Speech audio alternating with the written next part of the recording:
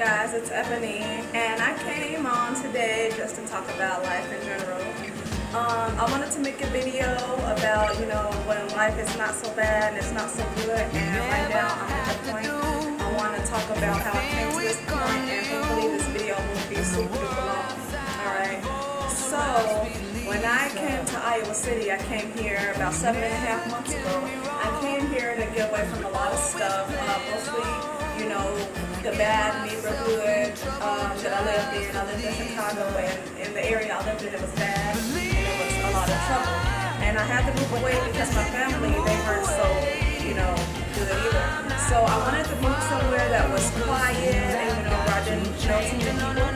And my brother, one of my oldest brothers, like 4 years ago, and he told me he hadn't got in trouble, and I was just wondering, like, whoa, this troublemaker who makes trouble everywhere, like, hasn't got in trouble, and it's been 4 years. So I decided that, hey, maybe I should move to Iowa City. Like, me and my brother, we aren't really close, but, like, for someone who gets in trouble a lot and hasn't gotten in trouble, period, like, maybe he's gotten into some mishaps, but who hasn't gotten in trouble that much, I'm thinking, like, man, this place is like magic. And then I get here 7 months ago, and what I do first is I spend a couple nights at his house, and then I go straight to the shelter.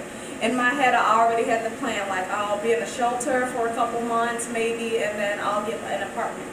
It did not go that way at all, you guys. It did not go that way. I did not stay there for a couple months. Okay, this is the big misconception about, like shelter houses. Like, they're bad, they're dirty. They might be dirty if there are dirty people in there, but the one I was at, every morning you did your own chores, so you feel a sense of responsibility. Every morning there was computer classes to help you out with financial situations, food situations, whether you need a food stamps or to find a job, or to reconnect with some people, because it was like for poor people. And so I took all the money that I had from my previous job, and I stayed at that shelter for a month, because that was the longest that you can stay, and I didn't know. So then I ended up leaving and going back to my brother's baby mom's house, and she already has 5 kids, and 2 of her kids have children. Like, yeah, 2 of them have children. And so it was a 2-bedroom, and there were about 7 of us in there, and her family just kept coming and going. I don't know what the thing was, but every night, the babies would be crying. Babies were waking me up. I'm just like, stop, shut up. Like, I wanted to take those babies and sit them outside. Like, okay, you want to keep crying? I got something for you. I want to pick the baby up and put it outside, but I didn't. It wasn't my house, and I wasn't going to be disrespectful. And then, like, some of my stuff came up missing, but just as long as it was not my money, I did not care. Like, if you got to steal it from me, then obviously you need it more than I do. But as long as it's not my money, you good, boo-boo, you good. So I end up staying there for a good 2 months.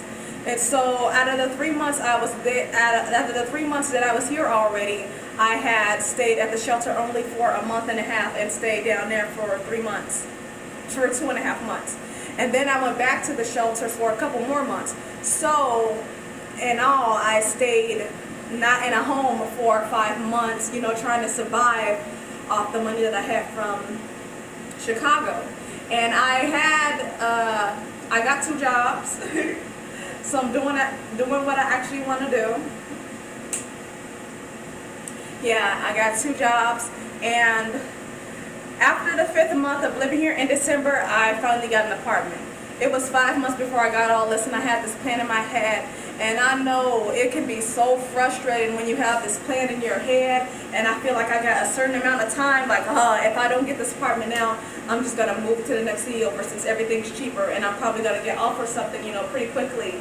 And I was thinking of doing that, packing up all over again, but when I decided to pack everything all over again, I had already had all my papers signed, and I was ready to work at another place and everything. But then it was like it was meant for me to be here, so the landlord actually called me, and I gave her the money. And now I have my apartment. I'm so happy to have my apartment. And I still have bills, I still have all this and all that, but I'm just happy that now I have my own. I'm 22, and next month I'll be 23, and I'm just so happy that right now I'm experiencing what it's like to have my own place, to be working 2 jobs.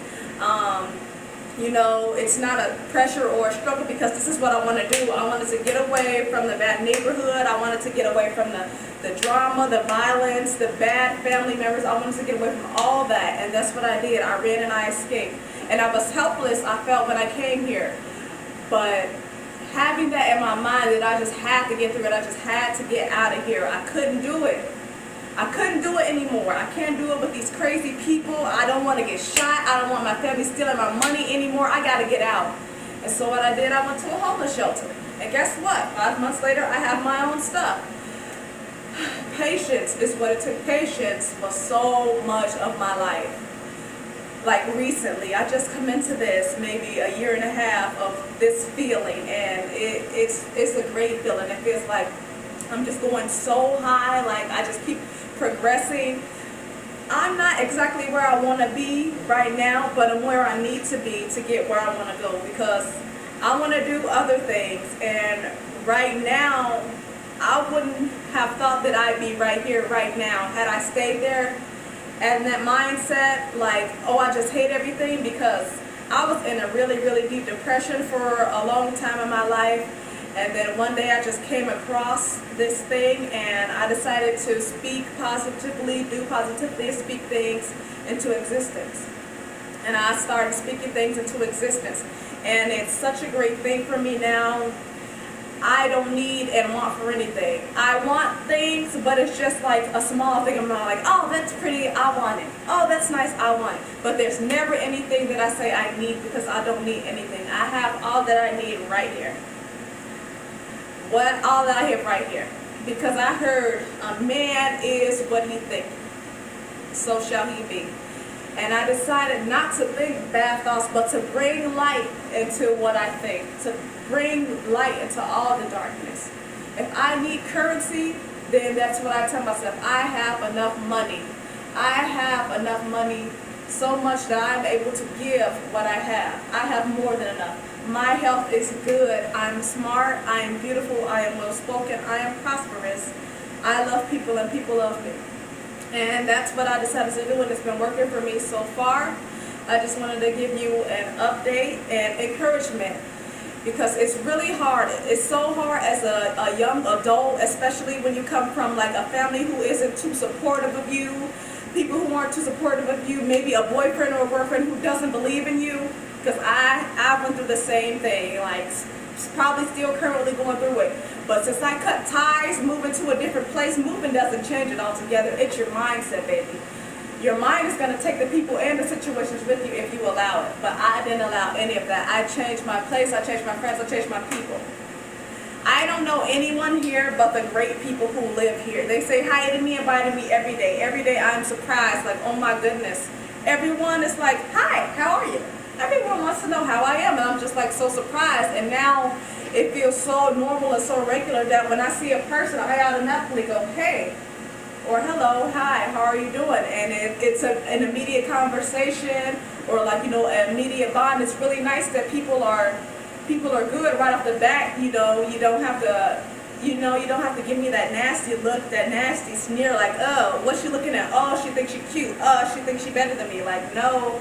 I don't think any of that. I actually thought your hair was pretty. I thought those earrings were nice. I just wanted to tell you that your track is hanging off your head. But hey, I keep it to myself. But I did want to just tell you guys to think positively. I mean, I know it's just saying just a little bit, but that's the teeniest I can get it into that box. Think positively, because I did all this, jumping out of this box, jumping out of this crazy place. I did a whole 180, and I don't want to do a 360. I don't want to do a 360. I came out of that negativity. Most of it I gotten out of, and the rest is up to me. And the rest I will handle, and I am totally okay with that. I just wanted to share this with you guys so that you know that being in that deep, dark place is not going to be forever. And you don't have to change right away. Just as long as you know that that's not where you want to be. If you know that it's not where you want to be and it's not what you want to do, and these aren't the people that you want to fool with, that's all you need is the thought in your head, because the plants you seed will grow. So plant those seeds deep. surprise yourself. I planted a whole bunch of seeds, financial seeds. I planted a whole bunch of ideas, and guess what? They're budding very, very slowly, but they are growing. Bye, you guys.